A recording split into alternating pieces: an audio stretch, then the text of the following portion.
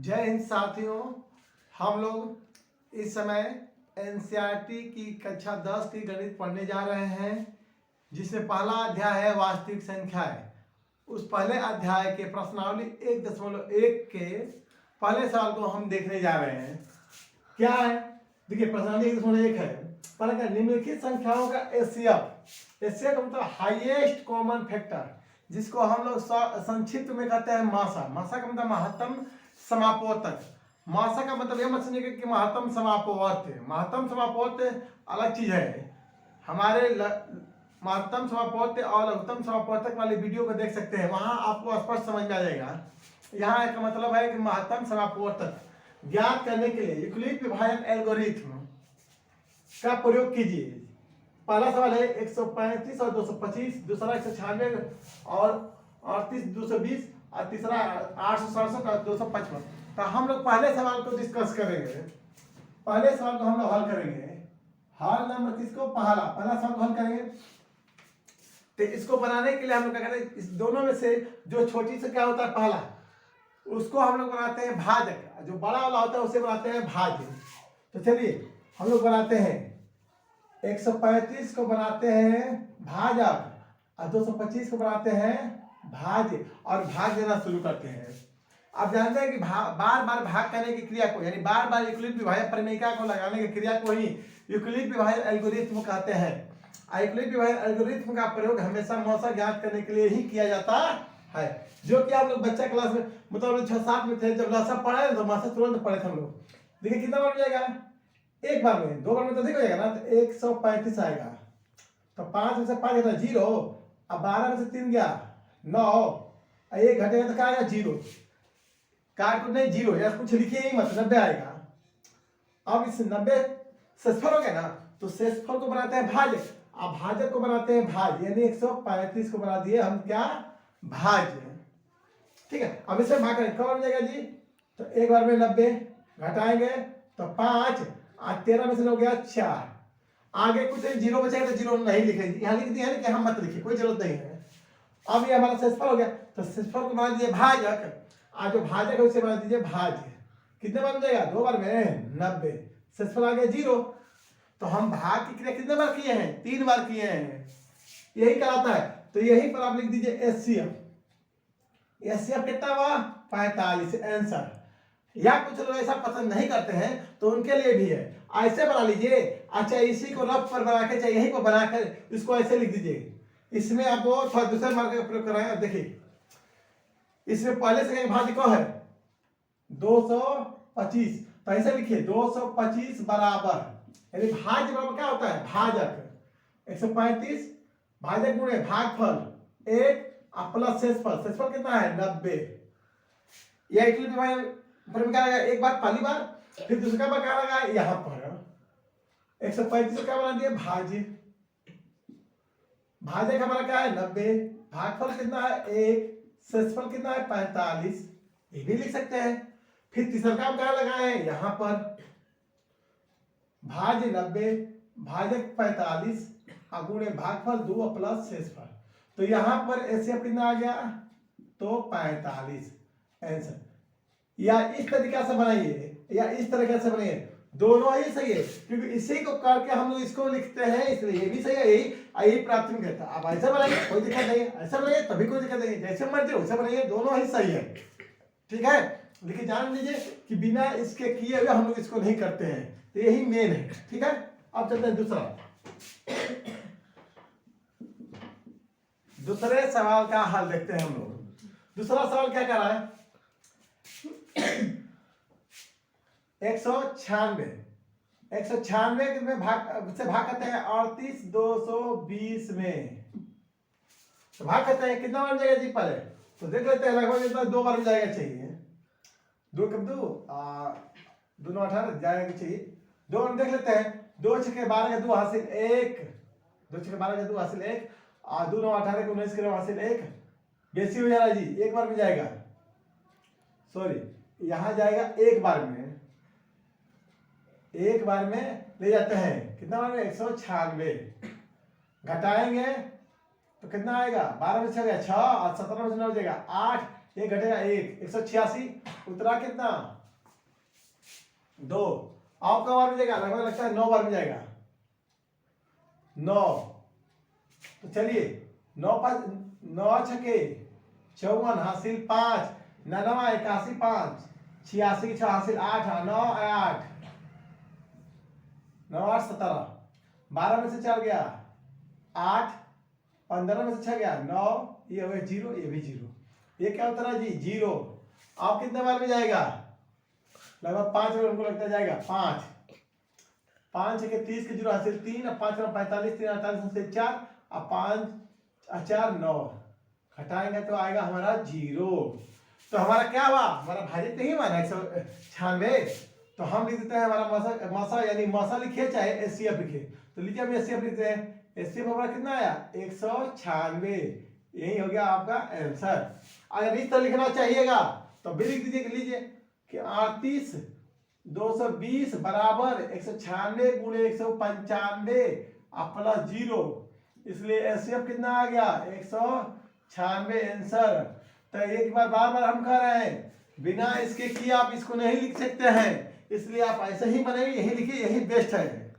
ठीक है, इसको चक्कर में मत पड़िए। चलिए हो गया तीसरा सवाल को देखते हैं हम लोग।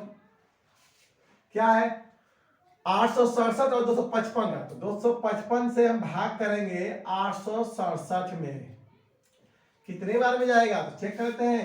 3 5 50 से 3 6 7, लगभग 3 बार में जाएगा। 4 में तो अधिक हो जाएगा।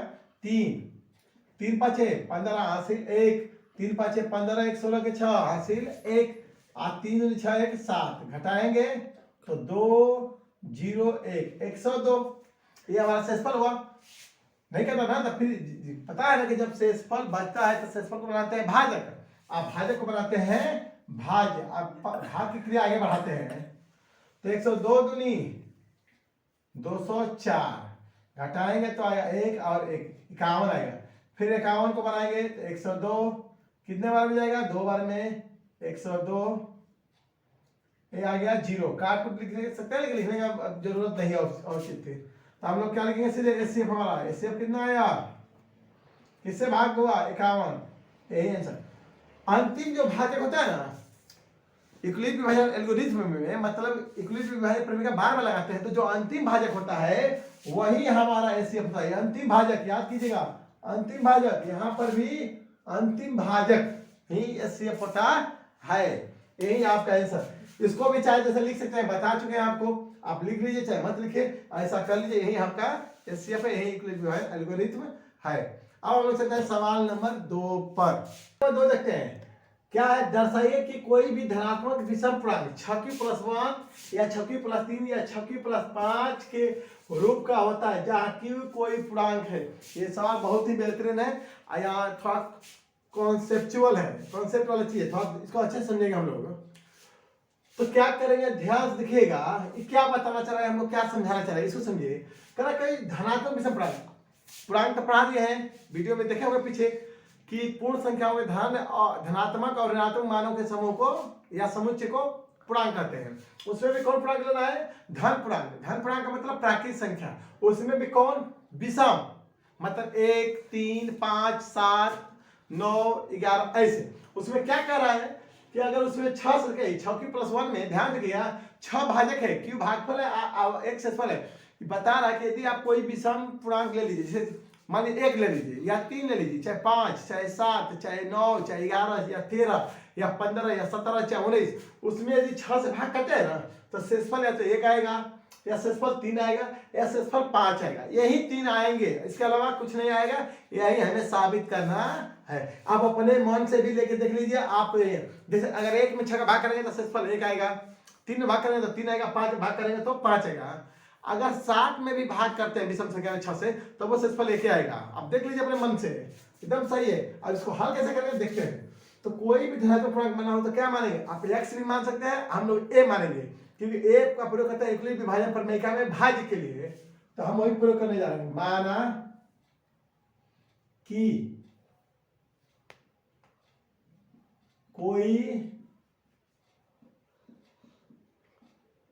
कोई धनात्मक पूर्णांक क्या है, a है। माना कि कोई धनात्मक पूर्णांक क्या है, कोई भी धनात्मक पूर्णांक एक है, ए है। आज जब ए है तो इसको यूक्लिड विभाज्य प्रमेय लगा सकते हैं ना, तो लिखते हैं यूक्लिड विभाजन प्रमेयिका से। अब बार बार आप लोग पढ़े क्या है यूक्लिड विभाज्य प्रमेयिका, भाज्य बराबर भाजक गुणे भागफल प्लस शेषफल अकोमा जो 0 से बड़ा या बराबर होता है शेषफल, अब भाजक क्या होता है, छोटा होता है। यही यूक्लिड विभाज्य प्रमेय का भाज्य बराबर भाजक गुणे भागफल प्लस शेषफल। शेषफल का मान 0 के बराबर या उससे बड़ा होता है और भाजक ले छोटा होता है। यहाँ भाजक का मान दिया हुआ देख लीजिए 6 6 6, तो बी का मान कौन लेंगे हम लोग, पता हो गया 6 लेने पर। तो ऊपर में बी कौन जगह है, 2 जगह है, एक यहाँ और एक यहाँ, तो जहां है वहां पर रख देंगे। तो ए बराबर 6q प्लस आर कॉमा 0 छोटा या बराबर आर है छोटा 6 से, यह बी है यह 6 है। अब इसको तोड़ते हैं, इसको उतारते हैं, ए बराबर 6q प्लस आर उतार दिए। अब देखिए ये कह रहा है कि जो शेषफल होता है अपना ना, शेषफल किसी संख्या होती है, पूर्ण संख्या होती है, पूर्ण संख्या, और वो कौन से छोटी 6 से, तो 6 से छोटी कौन कौन पूर्ण संख्या है, तो हम लोग पढ़े 6 से छोटी पूर्ण संख्या कौन कौन है, 0 1 2 3 4 और 5। 6 से छोटी कौन कौन पूर्ण संख्या, तो 0 है 1 है 2 है 3 है 4 है 5 है, इसके अलावा कुछ नहीं है। 6 से छोटी पूर्ण संख्या तो लिख लिए। अब बारी बारी से इन सबका मान बैठाएंगे इसमें, तो चलिए मान रखते हैं ए बराबर 6q प्लस आर का मान करके पहले 0।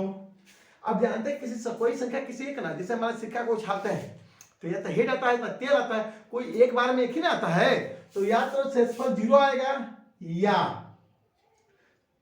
मतलब 6 से, इसका मतलब ये बता रहा है कि अगर आर का मान 0 है इसका मतलब है कि 6 से भाग करने पर शेषफल क्या आएगा 0, या 6 से भाग करेंगे मतलब बार में सकेंगे, आर का मान 0 रख दिए, अब आर का मान करके 1, फिर आर का मान 2, फिर आर का मान बाकी होता है 6 प्लस 3 हो जाएगा, या आर का मान क्या है 6q प्लस 4 या फिर 6q प्लस 5, यही होगा ना। बार में से पहले 0 रखे फिर 1 रखे फिर बार में से लिख के लिखते चले, इन्हीं 6 में से कोई एक संख्या होगा, कोई भी धनात्मक पूर्णांक इसी रूप का होता है। चलिए ध्यान से ए बराबर, अब हमें बताना है क्या होना चाहिए विषम धनात्मक। तो हम जानते हैं कि जो 2 से पूर्णतः विभाजित होता है उसे सम संख्या कहते हैं, और जो 2 से पूर्णतः विभाजित नहीं होता है उसे विषम संख्या कहते हैं। और जो सम संख्या होता है उसमें 2 कॉमन होता है, यानी 2 का गुणज होता है। तो इसमें देखते हैं कौन कौन 2 का गुणज है, जो 2 का गुणज होगा वो सम संख्या होगा, जो इसमें 2 का गुणज नहीं होगा वो विषम संख्या होगा।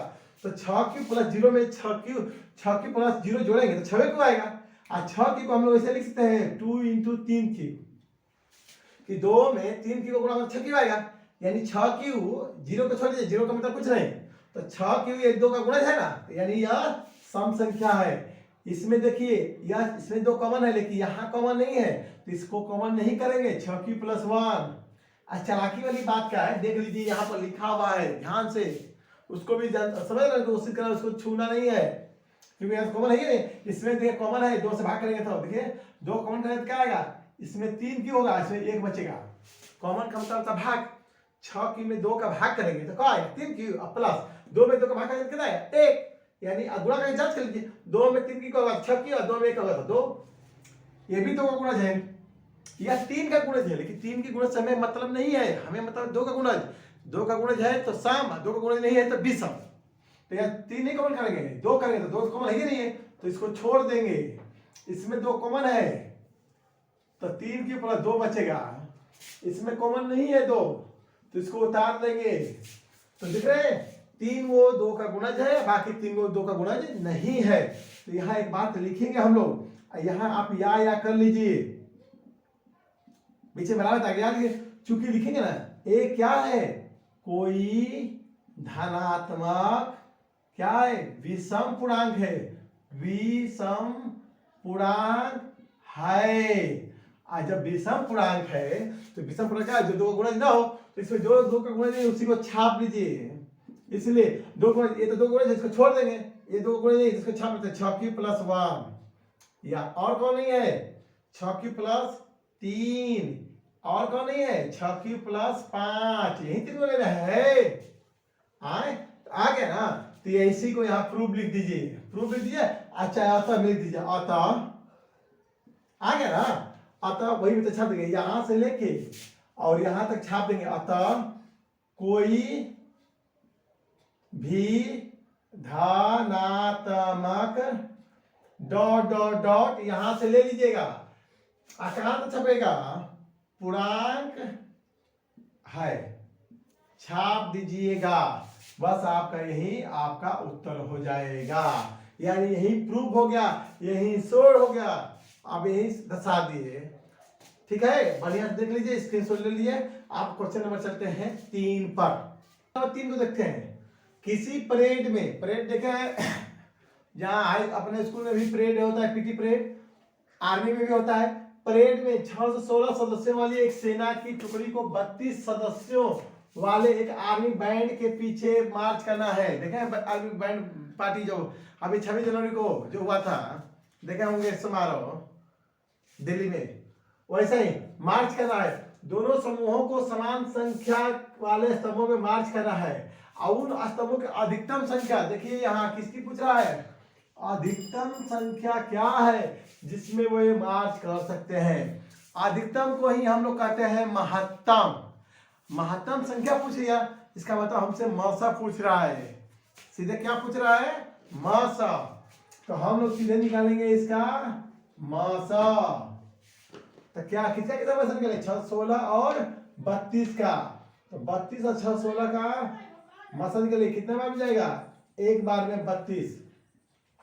11 में से 2 जाएगा 9, आई 5 में 3 जाएगी 2, आएगा 6। कितने बार में जाएगा लगभग, 8 में से आते कि 24 और 9 3 27, 9 2 18, 9 3 27, लगभग लगता है 9 बार में जाएगा। 9 2 18 हासिल 1 और 9 3 27 1 28, तो 18 से लेकर 9 3 27 28 घटाएंगे। यहाँ पर 16 में से 8 गया 8, 8 में से 8 गया 0, ये भी 0, 8 32 इधर आएगा। इक्वलिट विभाजन प्रमेय को बार बार लगाएंगे तो इक्वलिट विभाजन इक्वलिट होगा। तो 8 चौके 32 का आया 0, एचसीएफ हमारा कितना आया 8। इसलिए क्या पूछा, अधिकतम संख्या ना, तो लिख देंगे अभीष्ट। अभीष्ट का मतलब जो आप पूछ रहे हैं, अभीष्ट स्तंभों की संख्या किसके बराबर, जो मासा, मासा किसके मासा, तो 616,32 का, तो 616,32 का मासा कितना है 8। यही हमारा क्या हो गया आंसर। मतलब 8 लोगों को लगाना है, 616 में से भी 32 में से। तो 32 में लगेगा तो 8 चौके 32, 4 उसमें बनेगा और बाकी उसमें बनेगा। तो यही हमारा सवाल का जवाब है। सवाल बड़ा है, देखिए इसका आंसर हल बहुत ही छोटा, देख लीजिए कल लाइन का है, सबसे छोटा सा हल है, ठीक है। अब इसके बाद जो सवाल आएगा इससे थोड़ा बड़ा होगा लेकिन बहुत ही मजेदार, अच्छा। अब देखते हैं क्वेश्चन नंबर 4, प्रश्नावली 1.1 का चौथा सवाल देखने जा रहे हैं। बहुत ही मजेदार, बहुत ही बढ़िया और बहुत ही कॉन्सेप्चुअल सवाल है। कह रहा है इक्वलिट विभाजन प्रमेयिका का प्रयोग करके दर्शाइए कि किसी धनात्मक पूर्णांक का वर्ग समझिए रहे होंगे, स्क्वायर, किसी पूर्णांक m के लिए, ये किसी पूर्णांक m के लिए मतलब ये बड़का पेट वाला है जो सबको किसी भी कोई भी पूर्णांक आएगा उसको अपने में खा जाएगा। किस रूप का होगा, 3m या 3m+1 के रूप का होता है। पहले सवाल को हम लोग समझते रहते हैं। अपने मन में कोई धनात्मक पूर्णांक लीजिए, अपने मन में कुछ भी ले लीजिए। जैसे हम ले लेते हैं मान लीजिए 5, तो 5 का स्क्वायर कितना होगा 25। अगर 25 में अगर हम भाग करते हैं कौ का 3 का, तो शेषफल कितना आएगा, शेषफल हमारा शेषफल कितना आएगा, 1 आएगा। 3 अच्छे 24 1 आएगा ना शेषफल। उनसे कुछ भी लीजिएगा तो ये बता रहा है कि अगर कोई भी धनात्मक पूर्णांक लीजिएगा ना उसका वर्ग कीजिएगा तो या तो शेषफल 0 आएगा। 3m के बगल में कुछ नहीं है, इसका मतलब क्या है 3m+0 है। तो ये कह रहा है कि अगर उसमें भाग कीजिएगा 3 से ना तो शेषफल या तो 0 आएगा और नहीं तो 1 आएगा। ऐसे आप जानते हैं कि किसी भी धनात्मक पूर्णांक में यदि 3 से भाग करते हैं तो शेषफल 0 भी आ सकता है, 1 भी आ सकता है और 2 भी आ सकता है। ठीक है, समझ लेते कैसे। जैसे मान लीजिए 5 है, एक लाइन शुरू कीजिए। चलिए अगर 4 में 3 का भाग करेंगे तो शेषफल क्या आया 1। 5 में 3 का भाग करेंगे तो शेषफल क्या आता है हमारा 2। 6 में भाग करते हैं तो शेषफल कितना आता है 0। तो कहने का मतलब है कि हम 3 से भाग करते कोई संख्या में तो शेषफल 0 आता है, तो 1 आता है, नहीं तो 2 आता है। लेकिन ये कह रहा है कि नहीं, यदि अगर वो शेषफल 0 1 2 आता है लेकिन उसका वर्ग कर देंगे तो 0 आएगा, 1 आएगा, 2 नहीं आएगा, 2 नहीं आएगा। तो चलते हैं देखते हैं कि भाई 2 क्यों नहीं आएगा, क्या कारण है उसके वर्ग में। तो इसको चलते हैं सिद्ध करने, चलते हैं इसी को सिद्ध करने शुरू करते हैं। तो सर्वप्रथम हम लोग लिखेंगे हल। हल लिखते हैं। हल लिखेंगे तो पहले जो भी पहले का काम वही करेंगे। विपरीत व्यवहार प्रमेय लगाना है तो कोई संख्या मानेगा ना, कोई धन का पूर्णांक मानेंगे ए मानेंगे। आप चाहे तो x भी मान सकते हैं क्योंकि एनसीईआरटी के बुक में हिंट दिया हुआ कि मान लीजिए x, हम लोग x ना मान के मानेंगे क्या वही ए माना कि कोई धनात्मक पूर्णांक क्या है तो a है। अगर a है तो यूक्लिड विभाजन प्रमेय लगेगा ना, तो लिखते हैं यूक्लिड विभाजन प्रमेय का से क्या लिखिएगा a बराबर बी क्यू प्लस आर, जहां चाहे तो जहां लिख लीजिए, जहां 0 छोटा या बराबर होगा r से, r छोटा होगा b से। और यहाँ पर सवाल कौन सा भाग करना है 3 से, यानी b का मान हमें क्या लेना है 3 लेना है। तो b बराबर क्या लेंगे 3 लेने पर, ले लीजिए। आप ऐसा कुछ भी लेंगे ना तो आंसर सेम आएगा, यही आएगा बाद में। लेकिन हम लोग 3 लेंगे तो 3 लेंगे तो a बराबर कहाँ कहाँ भी है, एक यहाँ है और एक यहाँ, ले लेते हैं 3q प्लस r, जहां 0 छोटा या बराबर r छोटा क से 3 से, b का मान 3। अब इसको और एक बार तो लेते हैं a बराबर क्या होगा 3q प्लस r, जहां हम जानते हैं कि r क्या होता है एक पूर्ण संख्या होता है जो 3 से छोटी हो। तो 3 से छोटी कौन कौन पूर्ण संख्या आती है 0 1 और 2। तो यही कहा कि 0 के बराबर हो 0 से बड़ा हो लेकिन 3 से छोटा होता है, 0 1 2 होगा। बारी में से मान रख देते हैं तो a बराबर क्या होगा 3q प्लस 0 या 3q प्लस 1 या 3q प्लस 2। बारी बारी से r के मान एक बार 0 रखें, एक बार 1 रखें, एक बार 2 आएगा। जब 0 रखे हैं तो 3q प्लस 0 आया है, जब 1 रखेंगे तो 3q प्लस 1 आएगा, जब 2 रखेंगे तो 3q प्लस 2 आएगा। यही हो गया। अब 3q में 0 जोड़ने का आएगा 3q, तो इसको लिख लेते हैं 3q या 3q प्लस 1 या 3q प्लस 2। तो अभी जिस इससे पहले जो समझा रहे थे आप लोगों को कि यदि किसी भी धनात्मक पूर्णांक में 3 से भाग करेंगे तो शेषफल 0 आएगा, ना तो 1 आएगा, ना तो 2 आएगा। इसके अलावा कुछ भी नहीं आएगा। आप कोई भी उदाहरण अपने मन से ले लीजिए, आज जांच कर लीजिए। तो देखिए सर क्या कह रहे थे। अब आते हैं अगला स्टेप पर, ये हो गया ना क्या करने के लिए करा है इसका वर्क करने पर। तो चलिए वर्क करके देखते हैं। जब इसलिए लिखना है क्योंकि हमें 3 बार करना है 1 2 3। जब a बराबर क्या 3q, तब a का वर्ग कितना होगा, क्योंकि वर्ग का करने के लिए और वर्ग को हमेशा घात 2 से दिखाते हैं स्क्वायर में, तो a स्क्वायर है तो 3q को क्या कर देंगे स्क्वायर। 3q का स्क्वायर को कैसे लिख सकते हैं 3q को घात 2 2 बार लिखेंगे ना 3q गुणे 3q, 3 9 और q में q स्क्वायर। हमें 3 के रूप में दिखाना है, तो इसमें केवल 3 कॉमन करेंगे तो 3 और कोष्ठ में क्या बचेगा 3q स्क्वायर, क्योंकि 9 में 3 का भाग करेंगे 3 बाकी q स्क्वायर।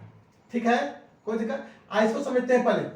q एक पूर्णांक है, पूर्णांक का वर्ग भी पूर्णांक, और 3 पूर्णांक है तो पूर्णांक का गुणनफल भी पूर्णांक, यानी 2 या 2 से अधिक पूर्णांकों का गुणनफल हमेशा पूर्णांक होता है। और उसके लिए बड़का पेज दे दिया है, कौन ये दे दिया है। किसी भी पूर्णांक मतलब कोई पूर्णांक आएगा तो उसको हम नियम से लिखेंगे, तो हम इसको ऐसे लिख सकते हैं 3 इस कोष्ठ को लिखेंगे यम, जहां m बराबर क्या कोष्ठ के अंदर जो भी कोष्ठ के अंदर आएगा उसको हम लोग लिख देंगे। तो जब a बराबर 3 के लिए यह बता रहा है कि वैसी संख्या है धनात्मक संख्या जिसमें 3 का भाग लग जाता है, यानी जो 3 से पूर्णतः विभाजित होता है उसका वर्ग भी 3 से पूर्णतः विभाजित होता है। जो संख्या 3 से विभाजित होती है उसका वर्ग भी 3 से पूर्णतः विभाजित होती है। अब नेक्स्ट आते हैं, एक हो गया। दूसरा जब ए बराबर 3q + 1 तब इसका वर्ग कीजिए ए स्क्वायर यानी 3q + 1 का होल स्क्वायर। तो a + b का होल स्क्वायर तोड़ देंगे, a का मान 3q और b का मान 1, तो a + b का होल स्क्वायर क्या था 1 a स्क्वायर मतलब 3q का स्क्वायर और प्लस 2ab, तो 2a का मतलब 3q और b का मतलब 1 और प्लस b स्क्वायर मतलब 1 स्क्वायर। यहाँ कौन सूत्र लगाए तो यहाँ लिख सकते हैं a + b का होल स्क्वायर बराबर कौन a स्क्वायर प्लस 2ab और प्लस b स्क्वायर, यही सूत्र लगा है। चलिए 3q का वर्ग यहाँ किया है, 3 का वर्ग कितना आएगा 9q square, 9q square plus 2 3 6q और प्लस 1 का वर्ग 1, इन दोनों में 3 कॉमन है क्योंकि 3 ही कॉमन करना है, देख लीजिए 3 के रूप में है तो 3, तो 3 से जब भाग करके क्या आएगा 3q स्क्वायर, अच्छा में करेंगे तो 2q, इसमें कुछ कॉमन नहीं होता उसको छोड़ देंगे क्योंकि एक नहीं मिल जाएगा। अब भागा भी जानते हैं, लंबा भाग करके दिखाए हैं तो लीजिए लंबा भाग करके दिखाते हैं। 3 से जब भाग करेंगे किसने 9q स्क्वायर प्लस 6q और प्लस 1 में, तो कैसे भाग करते थे ऐसा ना कि चलो भाई पहले कहो 3q स्क्वायर तो 9q स्क्वायर घटाते थे तो कट जाता था ये, करते थे नहीं अब उतरेगा 6q और प्लस 1, कहते आपका बन जाएगा 2q, तो क्या हो गया 6q कट गया घटेगा तो क्या उतरा 1, बेग में भाग नहीं जाएगा छोड़ देंगे तो हमारा 1 नहीं आएगा। अभी पढ़ाएंगे भाज्य बराबर भाजक गुणे भागफल प्लस शेष, तो ये भाज्य हो गया, भाज्य का भाजक तो रखे 3 और गुणे भागफल प्लस शेष 1। अब जो क्वेश्चन है क्या क्या है मानने के लिए बड़का पेट यम, तो 3m + 1 जहां m बराबर जो बड़का पेट में आ रहे तो 3q स्क्वायर प्लस 2q, जो भी इसके अंदर आए जो भी कोष्ठ के अंदर आएगा वो m ही होगा क्योंकि दिया है किसी पूर्णांक, सभी पूर्णांकों के लिए क्या नाम देंगे m देंगे। अब दो चेक करें, ये क्या बता रहा है कि यदि किसी धनात्मक पूर्णांक में यदि 3 का भाग करते हैं और उसका शेषफल 1 आता है ना, तो उसके अगर वर्ग भी करेंगे तब भी उसका वर्ग करके भाग करेंगे तब वो शेष 1 आएगा। जैसे एग्जांपल लेते हैं 4 में जब 3 का भाग करते हैं ना तो कौन शेष आता है 1 शेष आता है, और 4 का वर्ग कीजिए कितना आएगा 16, और 16 में भी 3 का भाग कीजिएगा 3 5 5 तो कितना शेष आएगा 1 ही आएगा। तो यही कह रहा है ना कि यदि किसी धनात्मक पूर्णांक में 3 से भाग करेंगे और यदि 1 शेष आता है तो उसके वर्ग करने पर भी भाग देंगे 3 से तभी शेष का आएगा 1 आएगा, सही बात है। आपको कर लेना है जी जब अंतिम है तीसरा a बराबर क्या 3q + 2, तब क्या लिखेंगे a स्क्वायर 3q + 2 का होल स्क्वायर, फिर इसको तोड़ेंगे a + b का होल स्क्वायर पर a स्क्वायर 1 स्क्वायर मतलब 3q का होल स्क्वायर प्लस 2 गुणे a गुणे b प्लस b स्क्वायर, ठीक है। तो 3q का वर्ग कितना है 3 का 9 और q का q स्क्वायर प्लस 2 3 6 दूनी 12q प्लस 2 दूनी के 4। आइए इसमें भी हम 3 कॉमन करना चाहते हैं, ना समझ में आए इसको भाज्य बनाते हैं। चलिए इसी सवाल में हम सुधार देते हैं, चलिए भाग करके दिखाते हैं आपको कि कैसे भाग करना होता है, नहीं तो कॉमन कैसे करना होता है। आने तो एक स्टाइल हम और बताते हैं पर देख लीजिए इसको, इसमें कॉमन 4 में 4 कभी शेष नहीं बच सकता है, इसको ऐसे लिखते हैं 9q स्क्वायर प्लस 12q और प्लस 4 को लिखते हैं 3 + 1, क्योंकि किसी भी संख्या में अगर 3 से भाग करते हैं तो 4 का बस शेष नहीं बच सकता है, 0 बचेगा 1 बचेगा 2 बचेगा, तो जहां तक देना इसको कॉमन कर लीजिए 3 कॉमन कर लीजिए तो 3q square plus 4q plus 1 आई प्लस 1 बच गया है, और जो क्वेश्चन बचेगा उसको कहते हैं m मान लीजिए। अभी इसकी जांच करते हैं, जो भी m आएगा 3q प्लस 4q प्लस 1, चलिए इसी भाग में सुधार देते हैं, देखिए ध्यान से ये लिखे ना यहाँ पर क्या है कुछ तो सेम है, फर्स्ट नहीं बदलते। लीजिए आप लोगों को समझने के लिए हम यहाँ पर भाग कर रहे हैं, किसमें कौन सा भाग कर रहे हैं 3 से 9q स्क्वायर प्लस 12q और प्लस 4, चलिए 3q स्क्वायर बन जाएंगे तो 3 3 9q स्क्वायर, एक घटेगा तो कट गया, उतरेगा क्या 12q प्लस 4, अब कितने बार मिल जाएगा प्लस 4q बार में तो 12q आएगा, फिर एक घटेगा तो कट जाएगा क्या आएगा प्लस कब आ जाएगा प्लस 1 बार में तो 3 आएगा, एक घटेगा तो क्या आएगा 1। तो ये क्या है भाज्य बराबर क्या होगा भाजक गुणे भागफल प्लस शेष, भाजक गुणे भागफल प्लस शेष आ गया। अब ये हमें क्या बताना चाह रहा है, ये कह रहा है कि यदि किसी संख्या में अगर 3 से भाग देते हैं 2 से 17, जैसे 5 भाग करेंगे तो कब बन जाएगा जी, एक बार मिल जाएगा, लेकिन शेषफल क्या आएगा 2। यदि किसी धनात्मक पूर्णांक में 3 से भाग करते हैं, शेषफल 2 आता है, तो अगर उसका वर्ग कर दें, 5 का वर्ग कितना होगा 25, और उसमें भाग करते हैं तो शेषफल क्या आएगा 1। अब 2 नहीं आएगा, पहले 2 आ रहा था, लेकिन जैसे इसका वर्ग कर दिए तो शेषफल क्या आ रहा है 1 आ रहा है, वही तो बता रहा है। तो देख रहे हैं सबको क्या देखा है, यहाँ 3m का रूप का है, यहाँ 3m+1, यहाँ पे 3m+1, तो हमारा क्या अब आता लिख सकते हैं तीनों को मिला के। आता में क्या लिखेंगे, जो सवाल दिया है यहाँ से 10 से 1 की किसी से लेकर आई यहाँ तक होता है, छाप दीजिए। अतः क्या लिखेंगे, किसी धनात्मक पूर्णांक